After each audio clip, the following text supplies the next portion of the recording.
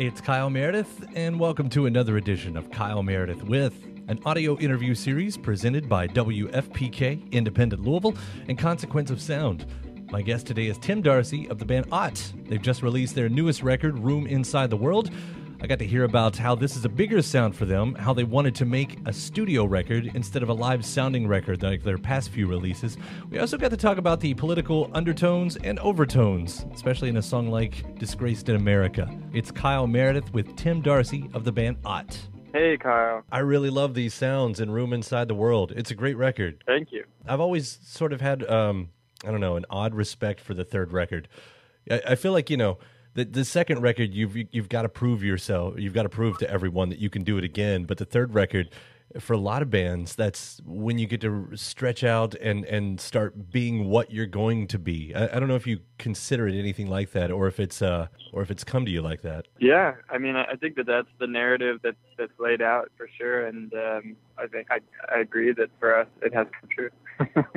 It happened very organically, like having more time for this one than we have on the other records. And I think you're right, and I'm glad you like it. And I want to hear about that too, because every band wants to make a leap forward, but not all bands are capable of it, of trying out new things and being successful in it. Like, how did this record come to sound the way that it does? Well, there are a couple dreams coming together. One of them is, again, like a pretty organic growth on behalf of every member of the band as far as, growing as players. And another aspect, which I kind of mentioned, was just having more time and also just, coming out of the first two records, especially the second one, which we wrote in something like 30 practices and recorded and then immediately went back on the road. And so we knew coming into this one that we wanted to take more time to share ideas and think about tones and sort of the record more as like a studio artifact. When you guys talked about sort of making more of a studio record, does that directly affect your writing then as you're going into constructing the song? Like, does that affect how you write on the most basic level? Completely. The first two records we wrote very much as a live band.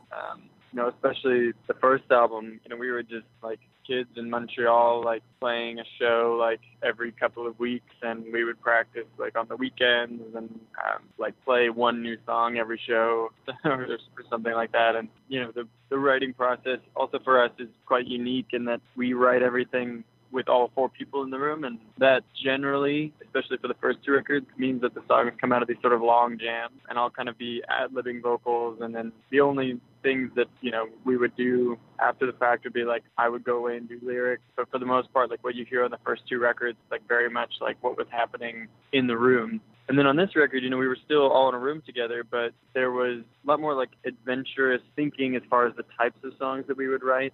We were also demoing throughout the whole process, so I think that kind of pushed us into thinking about the songs in a different way and sort of thinking about layering and Tim Keane, our drummer, thinking a lot about arrangements and like things that could come into the songs. And he's played viola on other records of ours and sort of brought that even more into the fore on this record. And so, short answer, it definitely altered the way that we thought about songwriting while still having everybody in the room in kind of like a all hands on deck sort of way. I know sometimes it's opposite of what you would think. Taking longer on songs can, I find, be more challenging than having to do something quickly, because I think you've got more time to second guess yourself or to just while away, trying a million different things. I don't get that sense that happened for you all on this, but I know that's definitely sort of one of the pratfalls of that. Oh, completely. Yeah, I find that absolutely to be the case. And like so strange, like sometimes songs that came about in a day or two, they felt quite effortless. There's some that we really, really labored over and, ended up quite happy with. But, I also find in my own writing that things that I start to belabor, which I'm essentially just repeating what you said. Like, I think it's pretty easy to lose the plot and also to lose that kind of, like, excitement over it, which I think is almost worse. Like, then you maybe had a good idea and you start to overthink it and you kind of, like, massage the clay too much and then you have to throw it away. But we didn't run into that too much this time.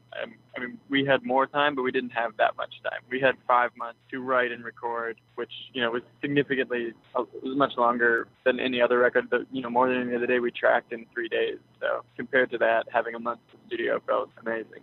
I know there was, you did have a solo release before this record too. Could you tell that, whatever happened with that kind of affected how you went into this one as well? For sure. I mean, in a lot of ways, they're very different projects, and so there's that. Yeah. Definitely for me as a vocalist, there was a lot of growth and experimentation that happened, and that was a big part of why I was kind of endeavoring into that project, like to like revisit a style of songwriting that I had done prior to the band, but also very much to explore my own like vocal contribution to the band, or just as like I grow as an artist, like thinking about that a lot, taking a lot of voice lessons, and like I don't know, kind of dealing with that new information, like that definitely fed into the new art record. To be as busy as you'd been in the past few years, I mean, it didn't look like you had a lot of downtime, mostly because of, jumping out of one record into your solo release into this one. At first I thought, how in the world did you find enough time to actually live life, to find the ideas for the next one? But then, of course, even just listening to the record, it's like, oh, well, all you have to do is look around, and the news is constantly around us, affecting our lives daily. Is that where the big source of inspiration comes from on this record? Yeah, I mean, you run into something that I definitely think about, and was really thinking about coming off of the second record, because we toured those two so hard and so nonstop that there was definitely a feeling for me of like, wringing out the sponge a bit. And I don't know, I think there's different ways to get around that, and one of them is, for me, like as a lyricist, like reading a ton and trying to bring new ideas in that way. And then, as musicians, like we all listen to a ton of music in the van and in our lives, and that does what it can. I do think that at some point there's no replacement for actual lived experience and having time where you're not on tour, you're not playing the same songs every night, where you can more organically interact with life and sort of bring up new inspiration. Right. I was reading this interview with Tori Amos yesterday, actually, and she was talking about the hamster wheel of like the record, like album and touring cycle that people get caught on. And I think sometimes that is definitely true, but those also can be like very productive periods. So it's hard to say what's right and what's wrong. I mean, I'd wonder, I mean, obviously there's no way to tell other than being able to jump in an alternate timeline.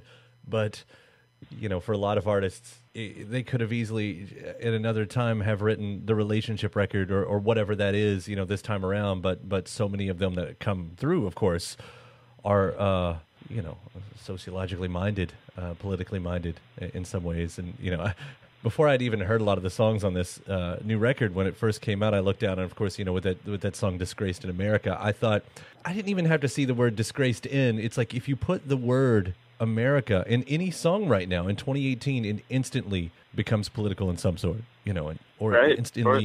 instantly becomes in some way the anti-Trump song, if you want to get really specific on there. And I don't know if that's a challenge for you when you do go into this of saying, how do I filter that through without, running into those, cliches, I guess? For sure. I mean, personally, I find him to be too pathetic an entity to comment on directly, and I'm more thinking about the song, and thinking about sort of the political moment that we're in, like thinking about like what he represents. And I don't mean that to like dismiss like the power of like his presidency or whatever, but that's, I think, something that I've always tried to engage with when I like think about like writing political lyrics, like trying to think about these sort of like iceberg ideas and these sort of like broader undertones of like greed and capitalism and misogyny and these types of things that are like less directed at like a specific figurehead or whatever. And not that there's anything wrong with that. That's just not how I personally tend to engage with political songwriting. But I completely agree with you that,